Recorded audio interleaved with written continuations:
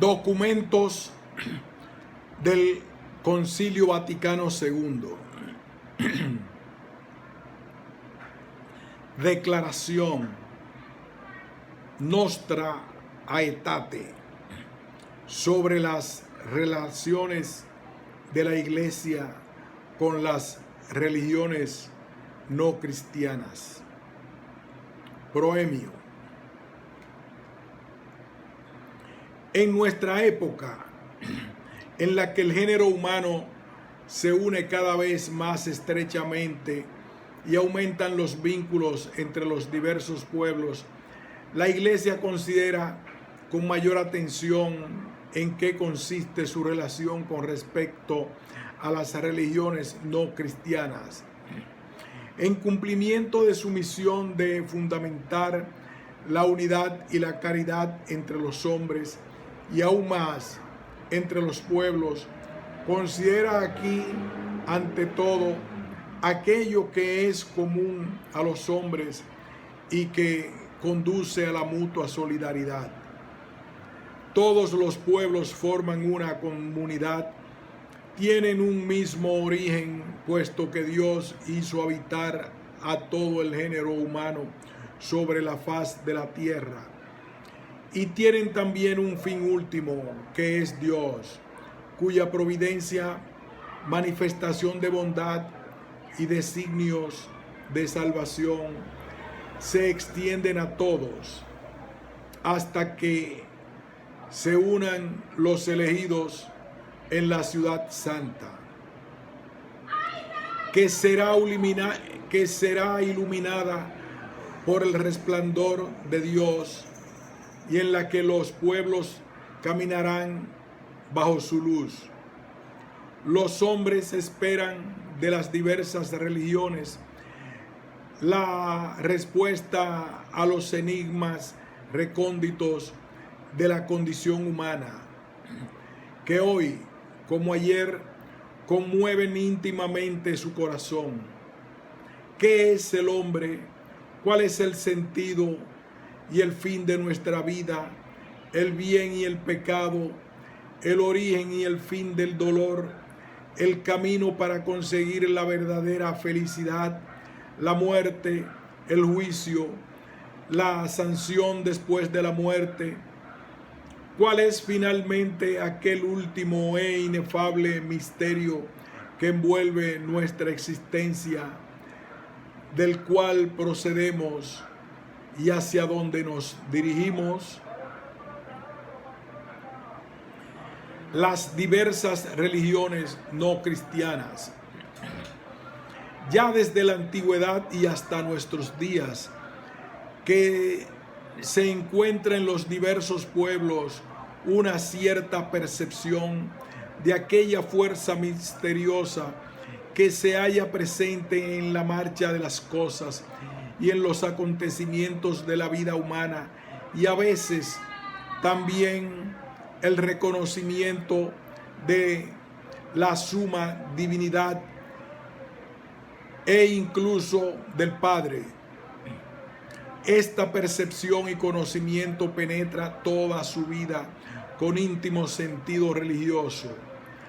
Las religiones, a tomar contacto con el progreso de la cultura, se esfuerzan por responder a dichos problemas con nociones más precisas y con un lenguaje más elaborado. Así, el hinduismo, los hombres investigan el misterio divino y lo expresan mediante la inagotable fecundidad de los mitos y con los penetrantes esfuerzos de la filosofía, y buscan la liberación de las angustias de nuestra condición mediante las modalidades de la vida ascética, a través de profunda meditación, o bien buscando refugio en Dios con amor y confianza. En el budismo, según sus varias formas, se reconoce la insuficiencia radical de este mundo mudable y se enseña el camino por el que los hombres, con espíritu devoto y confiado, pueden adquirir el estado de perfecta liberación o la suprema iluminación por sus propios esfuerzos, apoyados en el auxilio superior.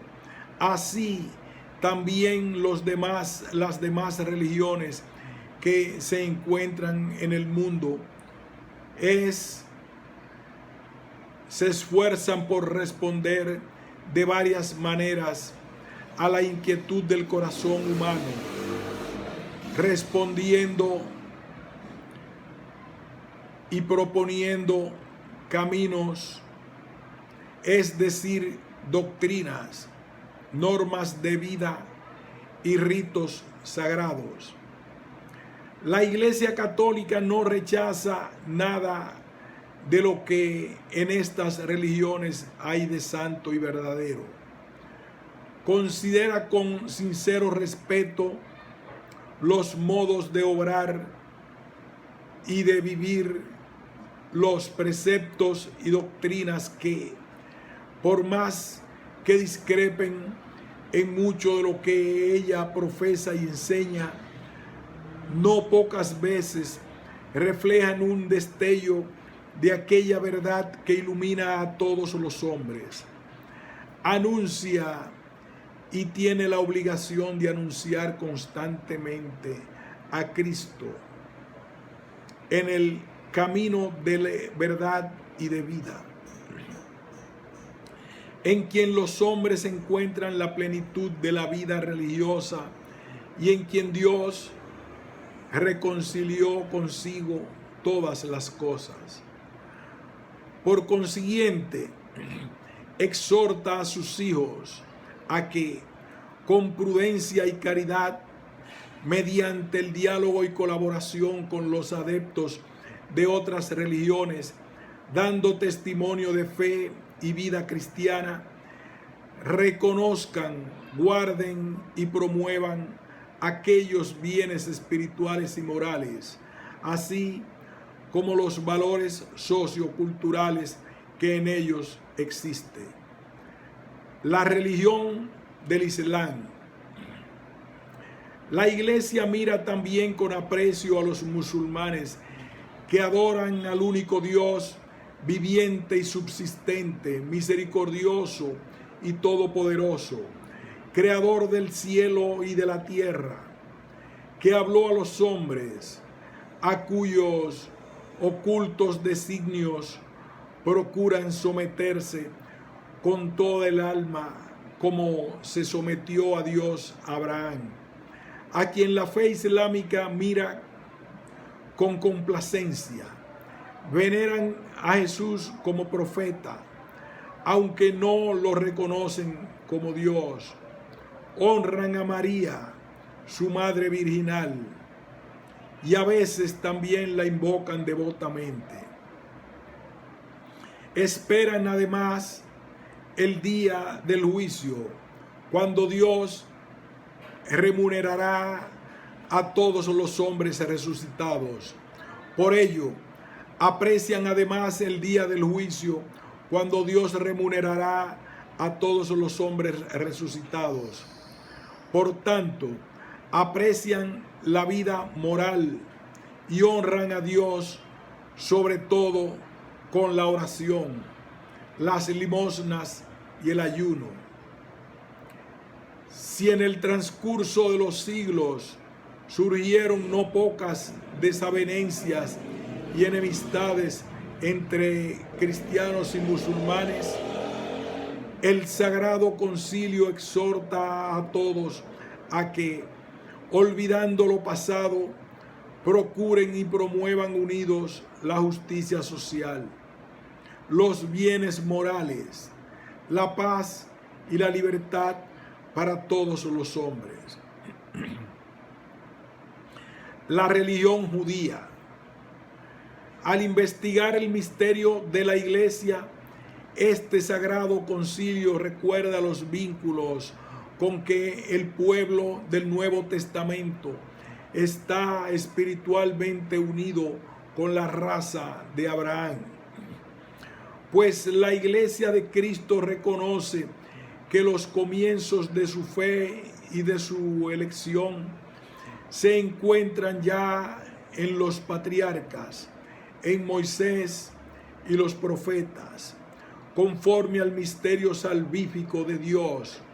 Reconoce que todos los cristianos, hijos de Abraham según la fe, están incluidos en la vocación del mismo patriarca y que la salvación de la iglesia está místicamente prefigurada en la salida del pueblo elegido de la tierra de la esclavitud. Por lo cual, la iglesia no puede olvidar que ha recibido la revelación del Antiguo Testamento por medio de aquel pueblo, con quien Dios, por su inefable misericordia, se dignó establecer la antigua alianza. Ni puede olvidar que se nutre de la raíz del buen olivo, en que se ha injertado las ramas del olivo silvestre, que son los gentiles. Cree, pues, la iglesia de Cristo, nuestra paz, reconcilió por la cruz a judíos y gentiles, y que de ambos hizo una sola cosa en sí mismo. La iglesia tiene siempre ante sus ojos las palabras del apóstol Pablo sobre sus hermanos de sangre, a quienes pertenecen la adopción y la gloria, la alianza, la ley, el culto y las promesas, y también los patriarcas, y de quienes procede Cristo según la carne, hijo de la Virgen María.